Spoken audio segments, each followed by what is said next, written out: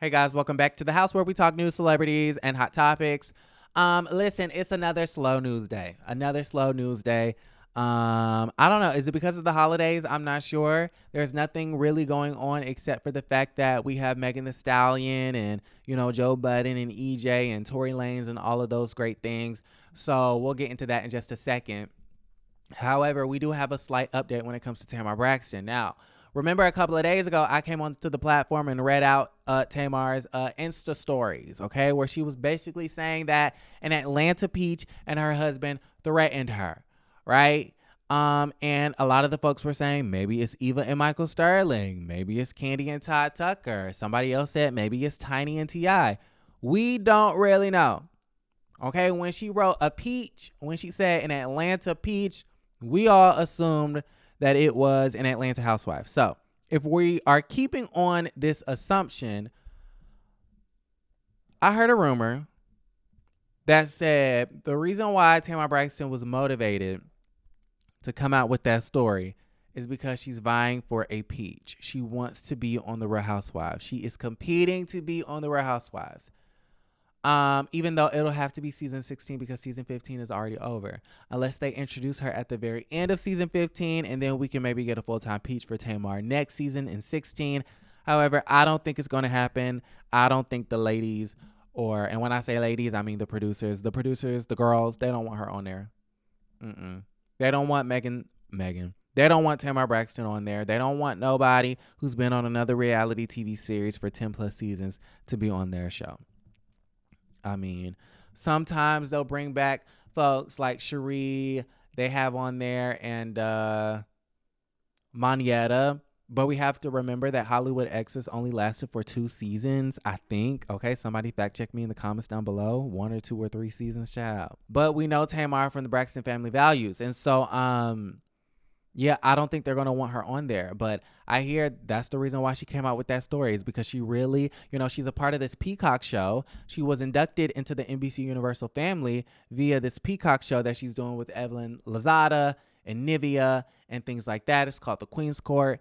And somebody came under the comments and basically said that, T.S. Madison isn't going to get paid because she doesn't own the name, which is, one of the reasons why her and Kaya fell out, because T.S. Madison wanted to take care of her business and Kaya did not. Kaya doesn't want to be mainstream. She wants to be, stuck in the hood all her life. I don't understand that, but, it comes from trauma. She was hurt in the past. But with that being said, T.S. Madison does, I believe she does own the name. She said she did. She said she bought the copyright, or not the copyright, but the trademark, I'm assuming. And then we know Jason Lee took the copyright or the trademark. I keep saying the wrong thing. From Kaya when it came to gagging, the gag order. Let's talk about the order. We know that Tamar Braxton is on this Queen's Court show. However, she's grateful to be a part of the NBC Universal family. However, a little birdie done told me allegedly, that she really wants to be a part of the Housewives. So that's that. I don't want Tamar. I don't know if I already said this, but I don't want Tamar to be a part of the Housewives. I feel like she's going to suck out all of the energy from the room, and it's just too much, and I just can't do it. All right. Joe Budden, he's receiving a lot of backlash because Joe Budden sat up there on his podcast, which Joe Budden, I love his aesthetic. I love the way he dresses. I think he's a very attractive man. His whole podcast setup, I think, is so dope. And how he's been able to transition his career from rapper to reality TV star to podcaster and media kind of like mogul, I think is incredible. It's hard for me to listen to that podcast because Joe Budden talks like a straight man. And I can't, I've tried to listen to it. I did listen to it. I used to listen to podcasts like really, really heavy, especially his and some others a while back. But I had to stop listening to it because Joe Budden talks like a straight man, and I just cannot listen to straight man talk for that long. I just can't. Because the way they talk in circles. They be talking about stuff like they get off topic really quick. Like, I don't know, the way they speak. Is this offensive? Y'all let me know. But him and those dudes, they just don't be making sense. I be like, what is you talking about? And Joe Budden is one of those fake deep people. He think he deep and he thinks he's profound. But kind of like a Kanye West character. Y'all know Kanye West, he used to get up there on the VMAs and the Grammys and make these speeches, and none of what he was saying was making any sort of sense. Yeah. That's how Joe Budden is. It's like he'll go on these tangents and he thinks that he's saying something deep and he really not saying shit. And it's like, yeah, I feel like a lot of straight dudes, like, no offense, but I feel like a lot of straight people, a lot of straight men are like that. It's like they think they're making sense, but they're not making no sense. Like, you don't make no sense, boo. He's been on that damn podcast and he's been saying he bi, and he like men's, and, you know, he's a top and he's a bottom and he's versing Charlemagne too. And it's like, listen, y'all better believe these men. Okay, for all the boys out there who want a chance with Joe Budden and Charlemagne, y'all better come up here and get one of these. No. Yeah, when a guy says that, he's not joking. Like, I don't know why y'all think they trolling, y'all think they joking. They're not joking. Charlemagne talks about being a top and a bottom and a verse all the freaking time. Joe Budden just came out and basically said that he would break Lil Fizz because his booty hole was all over the internet, specifically Twitter and OnlyFans. Breaking the damn internet with that hairy booty hole. And the folks were saying that his booty hole was destroyed. And I'm just like, listen, I'm not a booty hole expert, but as a person who's a part of the rainbow community, okay, and as a person who is privy on, you know, I've seen lots of, I shouldn't say lots of, but I've seen plenty of penises, more than I am willing to admit. And I've seen a plethora of booty holes, and that booty hole was relatively normal looking. It was. So for everybody that was on Twitter talking about oh my God, it's destroyed and you can tell it, I'm like, shut up. That is a regular schmegular hairy man butt. It was nothing but a hairy butt. Shut up.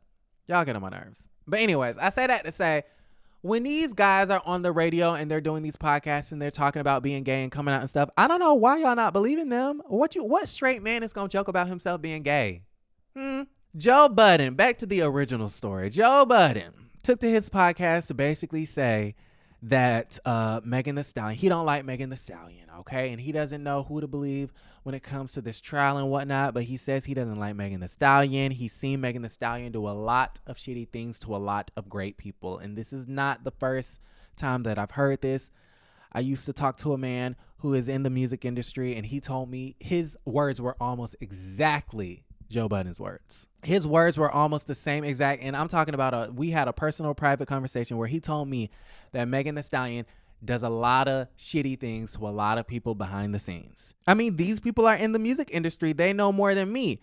And so after that, he received a lot of backlash because they kind of feel like Joe Budden is contributing to this pile-on. He's contributing to this culture of bullying. We know that a lot of folks have been coming out and trying to paint this narrative of Megan Thee Stallion, that she's a liar and she's, you know, this sexual being and she's this and she's that and she's the third. And it's nothing but a narrative to help invalidate her experience as a victim in this entire situation, which I think is unfortunate. So yes, Vivica A. Fox is coming out against Joe Budden, talking about he need to sit his bitch ass down, and Claudia Jordan is re-exposing him, talking about he didn't hit up on his baby moms and his girlfriends and his wives and all that type of stuff, child. EJ, the former stylist of Megan Thee Stallion, is receiving a lot of backlash because he's treating the fashion show or the courtroom, he's treating the trial like a fashion show. And I just kind of feel like, you know, there's a bunch of reasons why people are taking light of the situation. One is just look at who's in the courtroom. It's nothing but a bunch of messy bloggers. Okay, so that's number one. Then you have the TikTok guy. Okay, you got one blogger. Let's back it up to the bloggers. You have one blogger, I think Mod Radio. I don't really know her name, child. I don't know who she is.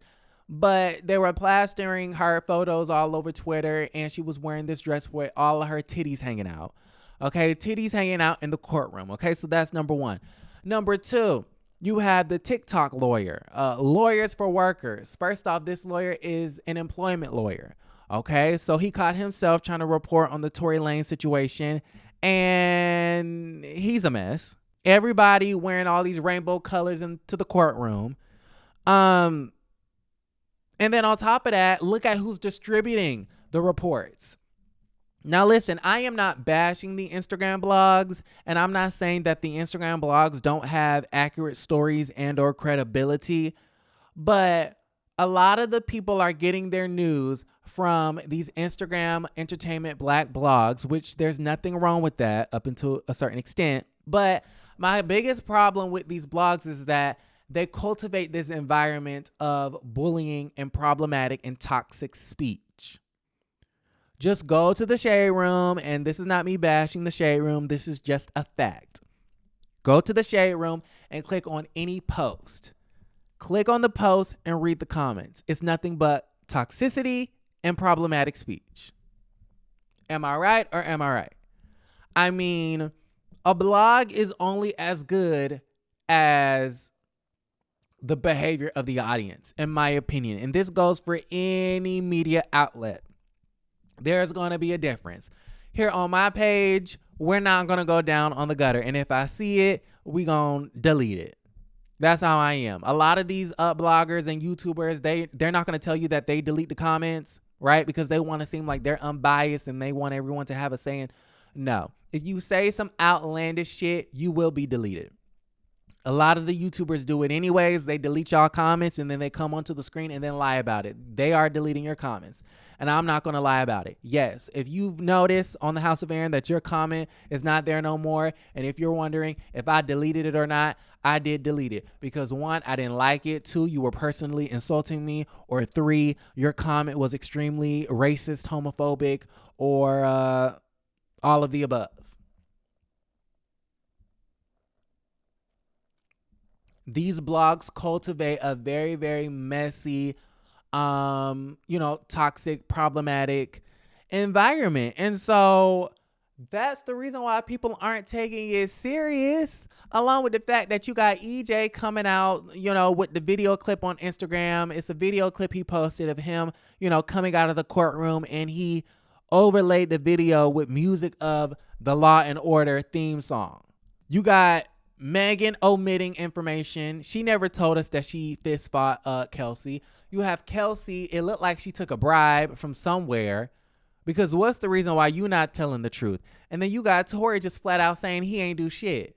Liar, liar, and your pants are on fire. How your pants on fire and they in the flood all at the same time, Tory? I mean, those pants are way too short.